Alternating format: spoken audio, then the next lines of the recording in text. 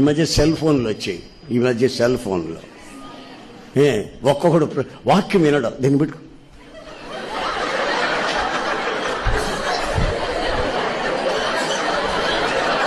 అంటుంటాడు. దాంట్లో ఉండే చిప్ ఎంత, దాంట్లో ఉండే దాంట్లో డ్యూరేషన్ ఎంత ఉంది, చిప్ ఎంత ఉంది. అరగంట సేపు చేస్తాడు. దాంట్లో ఉండేది 7 నిమిషాలు 6 నిమిషాలే. ఏమండి 3GB అయితేనే 7 నిమిషాలు 8 నిమిషాలు అవుతుంది. ఆడు గంట సేపు చేస్తానే ఉంటాడు. ఏమో వాడు మునిగిపోయినట్టుగా వాక్యం అడిగాడు దరిద్రుడు.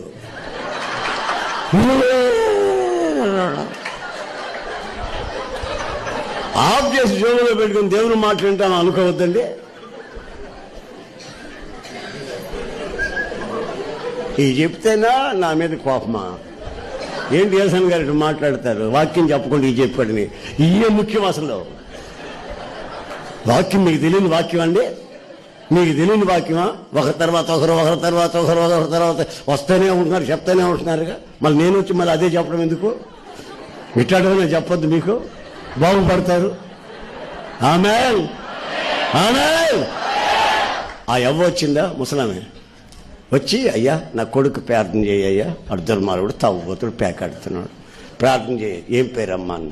రమణ అన్నది. రాసుకున్న రమణ కొరకు ప్రార్థన చేస్తానమ్మని. చేస్తే కాదు, దీంట్లో చెయ్యి, దీంట్లో చెయ్యి. దీంట్లో ఎందుకమ్మా? ఆయన దగ్గర యేసు ప్రభు దగ్గర తెలియదు, యేసు ప్రభు దగ్గర సెల్ లేదు. నేను మామూలుగా ప్రార్థన చేస్తా, ఆయన వింటాడు. వెళ్ళమ్మన్న కనుక దీంట్లో చెయ్యి. అయ్యా చెయ్యి తీసుకున్నా. హలో ఎవడో నువ్వు? రేపు 11 పెట్ట సినిమా హాల్లో ఉంటే ఊరికి డిస్టర్బ్ చేస్తా, ఎవడో నువ్వు అంటున్నాడు నన్నోడు.